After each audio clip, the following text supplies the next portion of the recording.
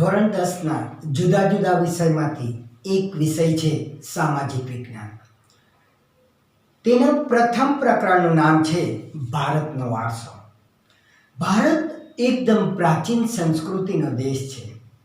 તો આ પ્રકરણને સમજવા માટે એ પ્રકરણનો સાર જો આપણે મગજમાં બેસી જાય તો એ પ્રકરણના સારી રીતે આપણે સમજી શકીએ અને એને સારી રીતે લખી પણ શકીએ.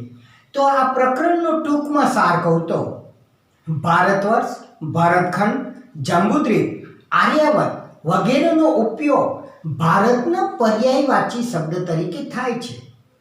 ભારતની ઉત્તર દિશામાં હિમાલયની ગિરિમાળા, દક્ષિણ દિશામાં હિંદ મહાસાગર, પૂર્વ દિશામાં બંગાળની ખાડી અને પશ્ચિમ દિશામાં અરબ સાગર આવેલા છે. સમગ્ર વિશ્વમાં ભારત વિસ્તારની દ્રષ્ટિએ 7મું સ્થાન ધરાવે છે અને વસ્તીની દ્રષ્ટિએ સમગ્ર વિશ્વમાં બીજું સ્થાન ધરાવે છે. ભારતીય સંસ્કૃતિમાંથી સત, ચિત્ત અને આનંદની અનુભૂતિ થાય છે.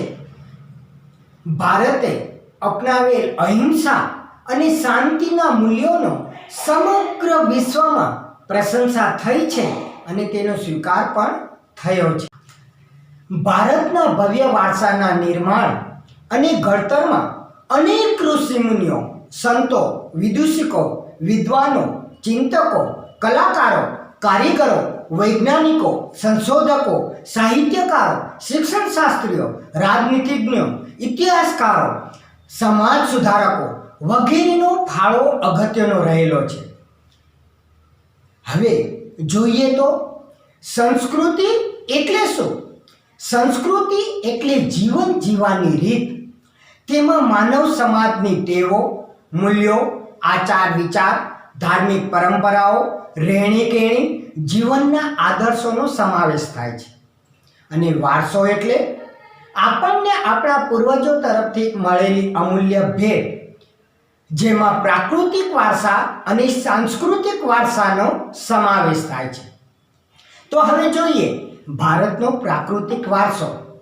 પ્રકૃતિ, પર્યાવરણ અને માનવ જીવન વચ્ચેના નિકટતમ સંબંધોનું પરિણામ એટલે પ્રાકૃતિક વારસો, જેમાં ઊંચા પર્વતો, નદીઓ, ઝરણા, સાગરો, લાંબા લાંબા દરિયા કિનારો, વિશાળ ફળદ્રુપ મેદાનો, ખીણ પ્રદેશ, રણો, વૃક્ષો અને વનસ્પતિઓનો સમાવેશ થાય છે. ભારતનો સાંસ્કૃતિક વારસો જોઈએ તો માનવીએ પોતાની કુન, બુદ્ધિ, ચાતુર્ય, આવડત, કલા, કૌશલ્ય દ્વારા જે કંઈ પ્રાપ્ત કર્યું કે તેનું સર્જન કર્યું તેને સાંસ્કૃતિક વારસો કહેવાય. જેમાં મંદિરો, શિલાલેખો, સ્તૂપો, વિહારો, ચૈતન્યો, મકબરાઓ, મસ્જિદો, કિલ્લાઓ, ગુંબજો, રાજમહેલો, દરવાજા, ઇમારતો, ઉત્ખનન કરેલા સ્થળો તેમજ ઐતિહાસિક સ્મારકોનો સમાવેશ થાય છે. ભારતમાં ભાષા, લિપિ, અંકો, શૂન્યની શોધ, ગણિત, પંચાંગ, ખગોળ, લોખંડ, સાહિત્ય, ધર્મ, યુદ્ધશાસ્ત્ર, રથ, રાજ્યશાસ્ત્ર, પ્રાણીશાસ્ત્ર, વનસ્પતિશાસ્ત્ર, વાસ્તુશાસ્ત્ર, ધર્મો, ગણતંત્ર, ન્યાયતંત્ર, વિધિ વિધાન, પર્યાવરણ, સુરક્ષા જેવી ઘણી બધી મહત્વની શોધો થઈ છે. હવે ભારતની અંદર આપણે ગુજરાતમાં રહીએ છીએ ત્યારે આપણે ગુજરાતનો સાંસ્કૃતિક વારસો જોઈએ.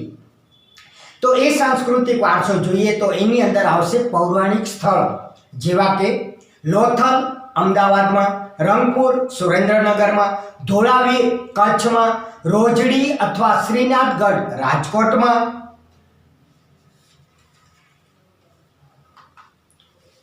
ઐતિહાસિક સ્થળો જોઈએ તો કીર્તિ તોરણ વડનગરમાં, સમ્રાટ અશોકનો શિલાલેખ અને મોહમ્મદ ખાનનો મકબરો જૂનાગઢની અંદર, સૂર્ય મંદિર મોઢેરા, ચાંપાનેરનો દરવાજો, રુદ્ર મહાલય સિદ્ધપુર, મુનસર તળાવ વિરમગામ, અમદાવાદમાં જામા મસ્જિદ, ઝુલતા મિનારા, સીદી સૈયદની જાળી, હઠસિંહના દેરા, સહસ્ત્ર તળાવ પાટણમાં, રાજમહેલ તો વડોદરા, પારસી અગિયારી તો નવસારી. એવી જ રીતે ગુજરાતના ધાર્મિક સ્થળો જોઈએ તો દ્વારકાધીશનું મંદિર દ્વારકામાં, સોમનાથનું મંદિર જુનાગઢમાં, અંબાજીનું મંદિર બનાસકાંઠા, બહુચરાજીનું મંદિર મહેસાણામાં, મહાકાળી માતાજી ક્યાં બિરાજે તો પંચમહાલમાં, મીરાદાતા પાટણમાં, પાલિતાણા ભાવનગર, રણછોડરાયજીનું મંદિર ખેડા અને શામળાજી સાબરકાંઠા. તો એ જ રીતે ગુજરાતના ઉત્સવો જોઈએ તો પતંગોત્સવ અને કાંકરિયા કાર્નિવલ જે અમદાવાદમાં યોજાય છે, તાનારીરી મહોત્સવ જે વડનગરમાં થાય છે, ઉત્તરાયણ નૃત્ય મહોત્સવ મોઢેરામાં થાય છે, રણોત્સવ કચ્છમાં ઉજવાય છે, પોળો એટલે કે વિજયનગર સાબરકાંઠાની અંદર એના ઉત્સવો થાય છે. તો એ જ રીતે ગુજરાતમાં આવેલા જૈન બૌદ્ધ ધર્મના પ્રવાસના સ્થળોમાં વડનગર, તારંગા, ખાંભાળિયા, જુનાગઢ, કોટેશ્વર, તળાજા, ઢાંક, ઝાકડિયા વગેરેનો સમાવેશ થાય છે. હવે ગુજરાતના જાણીતા મેળાઓ વિશે જાણીએ તો હું તમને કહું કે 1 નંબરમાં બહુચરાજીનો મેળો એ બહુચરાજીમાં પાટણમાં છે અને દર ચૈત્ર સુદ પૂનમના દિવસે ઉજવાય છે. બીજો શામળાજીનો મેળો, તો એ શામળાજી અરવલ્લીમાં આવેલું શામળાજીની અંદર કારતક સુદ 11 થી અમાસ સુધી ઉજવાય છે. ત્રીજો મેળો મોઢેરાનો મેળો, તો એ મોઢેરા મહેસાણામાં આવેલું છે અને એ શ્રાવણ વદ અમાસને દિવસે ઉજવાય છે. ભવનાથનો મેળો જે ગિરનારના જુનાગઢમાં ઉજવાય છે અને એને જોવા માટે તો દેશ વિદેશથી કેટલાય લોકો આવે છે. મહાવદ 9 થી 12 સુધી એ ઉજવાય છે. અને દુનિયાભરમાં જાણીતો તરણેતરનો મેળો સુરેન્દ્રનગરના તરણેતર ગામમાં ભાદરવા સુદ 4 થી 6 સુધી ઉજવાય છે. અને એ જ રીતે વૈઠાણનો મેળો અમદાવાદના ધોળકાની અંદર કારતક સુદ પૂનમને દિવસે ઉજવાય છે. એ જ રીતે મીરાદાતાનો મેળો ઊંઝાના ઉનાવામાં રજબ માસની તારીખ 16 થી 22માં ઉજવાય છે. અને સોમનાથ ગીરનો કાર્તિક પૂર્ણિમાનો મેળો ફાગણ સુદ પૂનમને દિવસે ઉજવાય છે. હવે ભારત ભૂમિ અને તેના લોકો વિશે આપણે જોઈએ તો 1 નંબરમાં આવે નેગ્રીટો એટલે કે હબસી પ્રજા.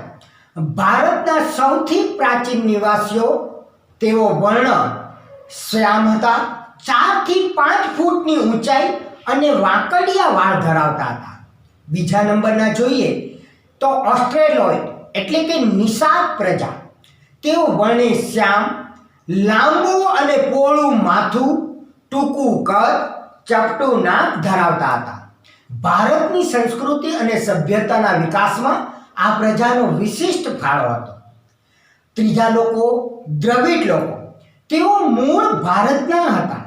પ્રકૃતિ પૂજા, પશુ પૂજા, દીપ, ધૂપ અને આરતીના પૂજા કરવાની પરંપરા દ્રવિડોએ આપી છે.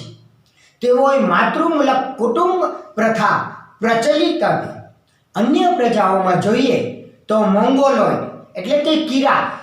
તેઓ વર્ણ પીળો, ચહેરો ચપટો, ઉપસેલા ગાલ, બદામ આકારની આંખો જેવા શારીરિક લક્ષણો ધરાવતા હતા. અલ્પાઇન, ડિનાઇડ અને ઓર્મેનોઇડ પ્રજાઓ એક સમાન ભૌતિક ગુણો ધરાવે છે. એ જ રીતે 5મી આર્યો પ્રજા નોર્ડિક એટલે જેઓ પ્રાચીન કાળમાં હિન્દુઓ આર્ય કહેવાતા. આર્યો પ્રકૃતિ પ્રેમી હતા. તેમણે સ્તુતિઓ એટલે કે ઋચાઓની રચના કરી હતી. હવે ભારતના વારસાનું જતન અને સંરક્ષણ જોઈએ તો ભારતીય બંધારણના અનુચ્છેદ 51 માં ભારતના નાગરિકની મૂળભૂત ફરજો દર્શાવી છે. એમાં અનુચ્છેદ 51 માં (6) અને (જ) અને (r) માં નીચેની ફરજોનો સમાવેશ કર્યો છે. આપણી સમન્વિત સંસ્કૃતિના સમૃદ્ધ વારસાનું મૂલ્ય સમજી તેની જાળવણી કરવાની આપણી નૈતિક ફરજ છે. જંગલો, તળાવો, નદીઓ અને વન્ય પશુ પંખીઓ સહિતની કુદરતની પર્યાવરણનું જતન કરવાની અને તેની સુધારણા કરવાની તથા સર્વે જીવો પ્રત્યે અનુકંપા રાખવાની આપણી ફરજ. એ જ રીતે જાહેર મિલકતોનું રક્ષણ કરવાની અને હિંસાનો ત્યાગ કરવાની ફરજ. હવે આપણે આ પાઠને સારી રીતે સમજવો હોય તો જુદી જુદી સંકલ્પના છે એ પણ તમને પ્રશ્ન તરીકે પૂછાઈ શકે. તો એક સંકલ્પના સમજાવો તે કહેતા હોય તો એ સમજાવવામાં કેવી રીતે લખાય, તો હું સંકલ્પના બોલતો જઉં છું અને એનો સમજાવતો પણ જઉં છું, તે ખ્યાલમાં રાખજો. એક, વારસો. વારસો એટલે આપણને આપણા પૂર્વજો તરફથી મળેલી અમૂલ્ય ભેટ. બે, સંસ્કૃતિ. સંસ્કૃતિ એટલે માનવ મનનું ખેડા. માનવ સમાજની ટેવો, મૂલ્યો, આચાર વિચાર, ધાર્મિક પરંપરાઓ, રહેણી કહેણી અને જીવનને ઉચ્ચતમ ધ્યેય સુધી લઈ જતા આદર્શોના સરવાળાને સંસ્કૃતિ કહી શકાય. ટૂંકમાં કહીએ તો સંસ્કૃતિ એટલે જીવન જીવવાની રીત. ત્રણ, પ્રાકૃતિક વારસો.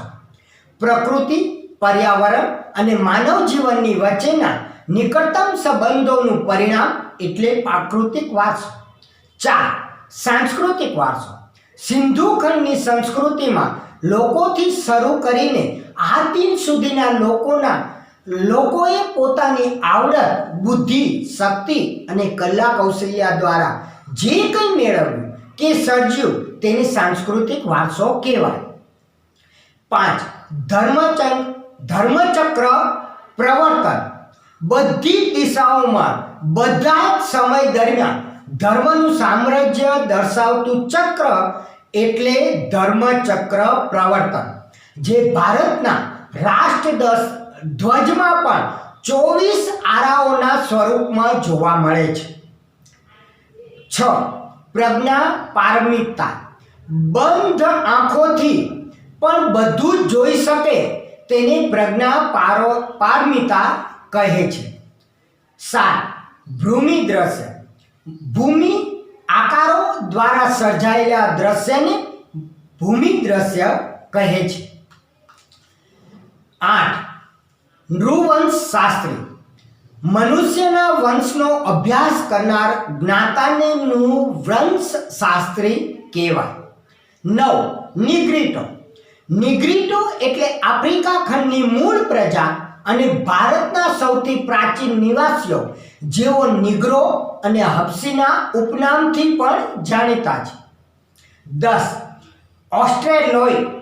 ઓસ્ટ્રેલોઇડ એટલે શ્યામ રંગ, લાંબુ અને પહોળું માથું, ટૂંકું કદ, ચપટું નાક ધરાવતી અગ્નિ એશિયામાંથી આવેલી પ્રજા જે નિષાદના ઉપનામે ઓળખાય છે.